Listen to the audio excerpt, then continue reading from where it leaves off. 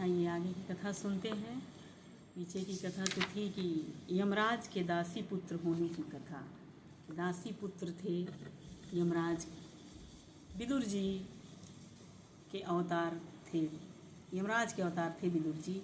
आगे विदुर मैत्रेय का संवाद होता है, तो आइए सुनते हैं। बोलिए कृष्णचंद्र भगवान की जय, उमापति महादेव की जय।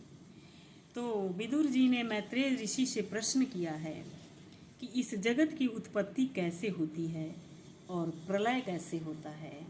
जगत की उत्पत्ति की कथा भागवत में अनेक बार आई है। संसार ही भगवान का चमत्कार है, संसार ही भगवान का चमत्कार है, संसार ही प्रभु का प्रभाव है।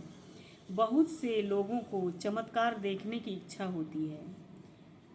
जैसे कहते हैं कि चमत्कार देखेंगे, लेकिन चमत्कार देखो भगवान कैसे भगवान होंगे जो तरह तरह के धरती पे हर तरह के चीज़, वस्तुएं, नदी, पहाड़, क्या क्या नहीं है हमारी धरती पे। तो ये चमत्कार ही तो है।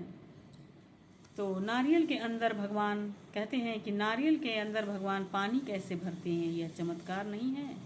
नारियल पेड़ के ऊपर होता है, उसके अंदर भगवान पानी भर देते हैं। मोर का जो अंडा है वह सफ़ेद होता है, जिसमें भगवान रंग कैसे भरते हैं। कोई मानव ऐसा कर सकता है क्या? संसार ही भगवान का चमत्कार है। संसार को देख करके मानव थोड़ा विचार करें कि क्या सुंदर संसार जिसने बनाया है वह कैसा होगा। लोगों को जगत के देखने की इच्छा रहती है, परंतु जिसने जगत बनाया है उसको देखने की इच्छा नहीं होती।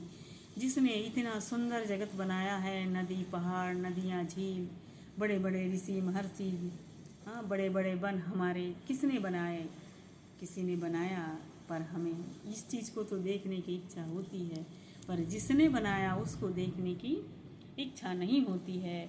उत्पत्ति की कथा इसलिए अनेक बार आई है कि जो कथा कल वर्णन की थी वही कथा फिर से तृतीय स्कंध में आती है, एकादश कथा में आती है।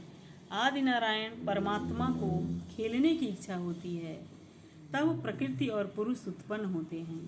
प्रकृति पुरुष से महातत्व और महातत्व से अहंकार उत्पन्न होता है। अहंकार के 3 भेद होते हैं। विष्णु की नाभि से कमल उत्पन्न होता है, कमल से ब्रह्मा जी प्रकट हुए और ब्रह्मा जी ने 100 वर्षों तक तपस्या की है, तब नारायण का उन्हें दर्शन हुआ है। भागवत में लिखा है कि ब्रह्मा जी ने 100 वर्ष तपस्या की है। आज लोग 10-5 वर्ष तपस्या करते हैं, भक्ति करते हैं और बोलते हैं कि मैं भगवान मुझे अभी दर्शन नहीं दिए। भगवान इतने सुलभ है क्या कि थोड़े वर्ष भक्ति करो और भगवान आपके सामने आकर खड़े हो जाए। कितने लोग करोड़ों वर्षों तक, हजारों वर्ष तक भक्ति करते हैं, तब जाकर के कहीं प्रभु का दर्शन होता है। और हम मनुष्य थोड़े समय में चाहते हैं कि भगवान हमको दर्शन दे दे। भगवान के तब ब्रह्मा जी ने भगवान को चतुर्भुज रूप में भगवान उन्हें दर्शन दिए हैं। जब ब्रह्मा जी को दर्शन हुआ है 100 वर्षों के बाद, नारायण का दर्शन हुआ है। ब्रह्मा जी स्तुति करते हैं। ब्रह्मा जी के ज्ञान के अनुसार उन्होंने 1000 वर्ष तक, मतलब कितने 100 वर्षों तक तपस्या की है, तब जाकर के भगवान का दर्शन उन्हें हुआ है। और भगवान के आज्ञा अनुसार ब्रह्मा जी ने खड़ विधि प्राकृत सृष्टि, खड़ विधि वैकृत सृष्टि की रचना की है। जब भगवान की आज्ञा हुई है तो ब्रह्मा जी के दाहिने अंग से स्वयंभू मनु उत्पन्न हुए हैं और बाएं अंग से शतरूपा रानी उत्पन्न हुई है। ब्रह्मावर्त में उन्होंने राज्य किया है, वहीं से सृष्टि का आरंभ हुआ है। ऐसा वर्णन भागवत में आता है कि ब्रह्मा जी के अंग से मनु और शतरूपा जी का प्रादुर्भाव हुआ है, जन्म हुआ है। और ब्रह्मवर्त में उन्होंने हजारों साल राज्य किया है मनु और शतरूपा ने, तब जा कर के वहीं से सृष्टि का आरंभ हुआ, ऐसा वर्णन आता है। बोलिए कृष्णचंद्र भगवान की जय। ये था विदुर और मैत्रेय जी का संवाद। और इसमें आगे की कथा है वाराह अवतार की कथा, बहुत सुंदर है। तो मनु महाराज ब्रह्मा जी से प्रार्थना करते हैं कि पृथ्वी को राक्षस रसातल में ले गए हैं, प्रजा को मैं कहाँ रखूँगा। और ब्रह्मा जी भगवान का ध्यान करते हैं। आदि नारायण परमात्मा वराह रूप से प्रकट हुए हैं। जब ब्रह्मा जी ने भगवान का ध्यान किया है तो वराह रूप में नारायण गर्जना करते हुए पाताल से पृथ्वी को बाहर लेकर आए हैं, क्योंकि ब्रह्मा जी से प्रार्थना करते हैं मनु महाराज की राक्षस पृथ्वी को रसातल में लेके चले गए हैं, तो भगवान पृथ्वी को पाताल से पृथ्वी को बाहर लेकर के आए हैं।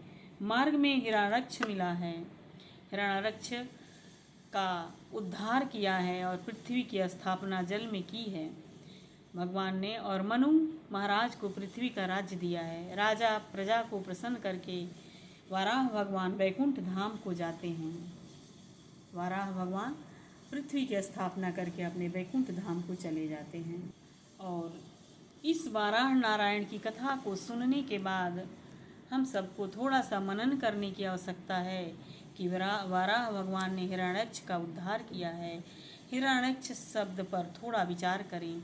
अक्ष शब्द का अर्थ होता है आँख और हिरण्य का शब्द का अर्थ होता है सोना, यानी स्वर्ण को हिरण्य कहते हैं। जिसकी आँख में पैसा है वही राक्षस है। हिरण्याक्ष लोभ का स्वरूप है और भक्ति में आँख मुख्य है। आँखों में भगवान को रखो, आँखों में काम आए नहीं, आँखों में पैसा आए नहीं। आँखों में पैसा अगर आ जाए तो आँख होने पर भी मानव अंधा हो जाता है।